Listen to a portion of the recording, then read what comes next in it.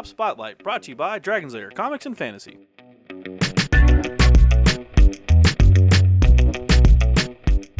Hey everyone, I'm AdamHarry from Bella Souls with Evan from Dragon's Lair Comics and Fantasy. And we're back with another Tabletop Spotlight. Evan, yes. What is this game? I brought an expansion to Machi Koro. Have you ever heard of Machi Koro? Not this time. Very popular game. This is expansion Bright Lights in Big City. Very cool. It adds some new buildings you can build for your cities and stuff like that. Some new, not wonders, but like big time buildings. So, okay. Yeah. If you've never played Machi Koro, can you give me just a quick rundown of what that game is? It's like SimCity. Okay. Kind of. Yeah. A little different, but okay. it's like SimCity. I would It's say. like a board game version of SimCity. Yeah. All right. Sounds cool. Let's take a look inside the expansion. Machi Koro. Bright Lights, Big City. Woo! All right.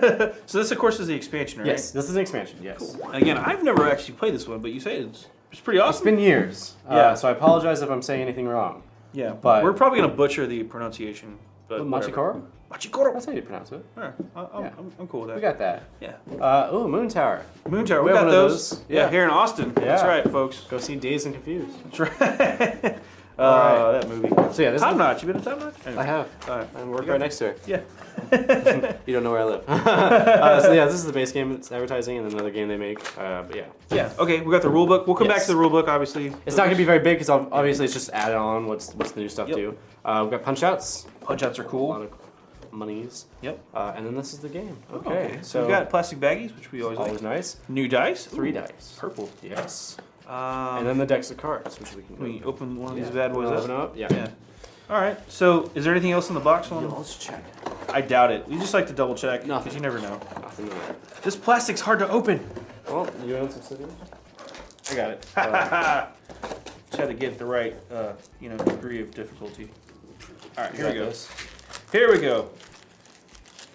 So these are just going to be like new buildings and upgrades, or Yeah, basically. So you want to build a sushi bar. This is like stuff that's directed towards late night. So like but I mean, a ranch is there still. Yeah. So, but yeah, stuff like a general store. I think the Moon Tower is another good one because Moon Tower. So you get coins. Mm-hmm. Again, if it's like SimCity, you're trying to get money and build. Basically, buildings. It's not a complex game by any means. It's not hard to get your head around.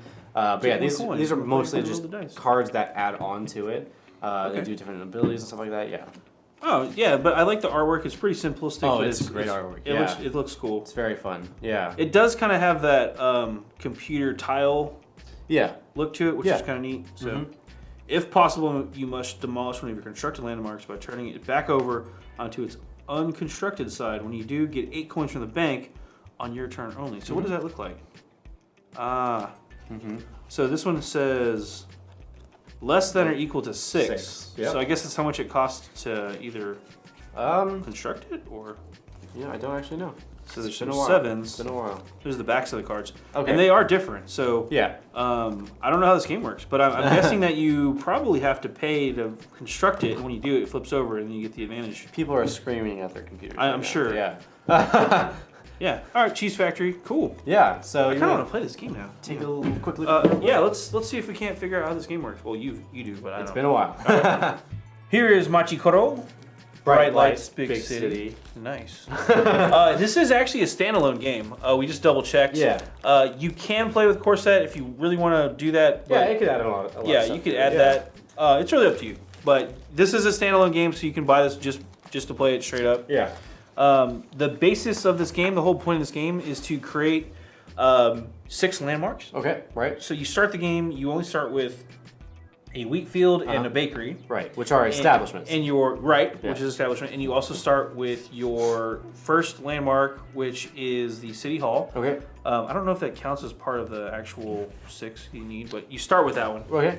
And then you're just trying to generate income to build more landmarks. You buy buildings from the marketplace. You still have to build their construction value. Right. So you get those. You can draw those cards from the marketplace and then pay to actually construct those.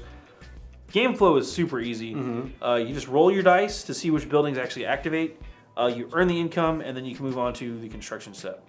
So it's really straightforward. It's got different rules for different size games too. Right. Depending on the number of players.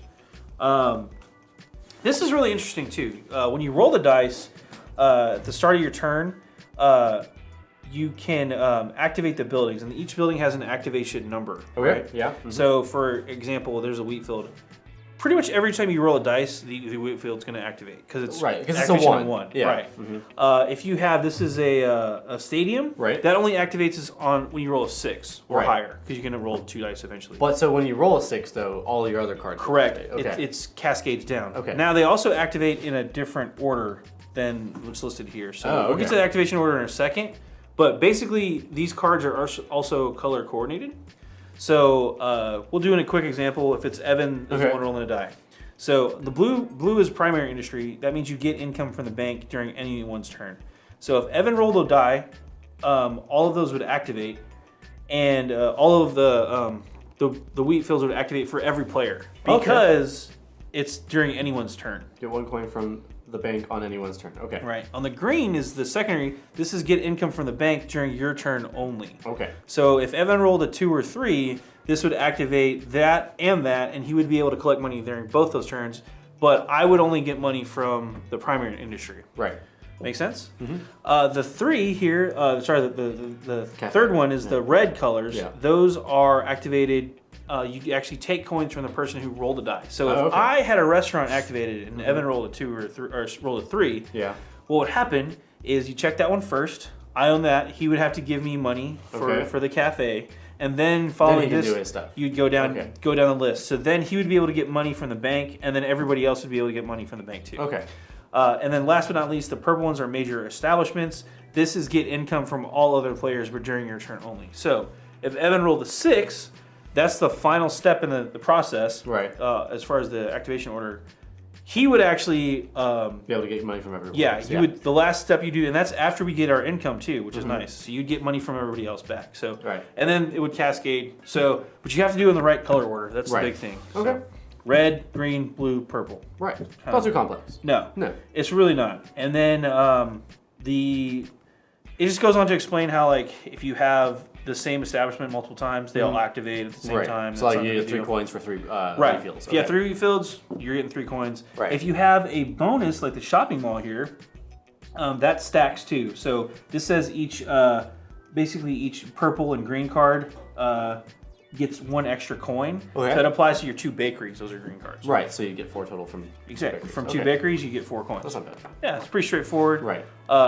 This talks about how the coin transactions actually trade between people. I see what you're saying. Kind of the order of their operations. Okay. That's probably the most complicated thing about this game is just remembering the order of operations. But once you do that, no problem. Okay. And then it just talks about how to complete buildings and do landmarks. But it's really not that bad. When does the game end? Game ends when you do 6. Okay, that's right. So all 6 of your landmarks are built. Okay. And I believe you can do those in any order you choose. Yeah, and the first card, the town hall, counts. Landmarks can be completed in any order. Okay, yeah, cool. I thought I read that there. So, and they have different benefits. Yeah. So you might want to get different ones. Yeah. Part of me is like you should go for the train station first because that allows you to roll 2 dice. But it just depends on what your maybe some wheat fields to get some money right away. Yeah, maybe you're just loading up on wheat. I don't know. Some of the buildings are unique too. That's you can only have 1 per player. Right. There, so, but yeah, pretty cool stuff. Really straightforward, pretty short rule book to go through. So, I think that's pretty much it, man. Yeah, seems like a fun little game. You ready for a quick recap time? Recap time. Well, that was Machi Koro, which is a Bright Lights Big City. Yep. It's kind of an expansion standalone. You can play by yourself, but you can add the cards to the base game, which seems cool. It's very good. Yeah. Pretty little game. Let's crunch some numbers real quick. Yes. This one was like 2 to 5 players. Yes, 2 to 5 players. Cool. Usually takes around 30 minutes, and it's not really a complex game. I think it's like 10 and up or 14 and up. They recommend 10 and up. So yeah. If you can read, you can probably. Maybe even if you don't need to read, but it would help. The pictures help. If you memorize the pictures. Right. But yeah, it's not an expensive game either. It's $29.99. So, okay. Cool. Yeah. Another good solid game from IDW. If you're looking for a fun family game, go check this one out. Yeah. Is this one? It's the new expansion, right? Yes, it's the newest expansion. Yes. Brand new in stores now. Cool. Well, go check it out. I'm AdamHarry from Bell Lost Souls. I'm Evan from Dragon's Lair Comics Fantasy. And this has been another Tabletop Spotlight. Thanks for watching. Tabletop Spotlight brought to you by Dragon's Lair Comics and Fantasy. Thanks for watching.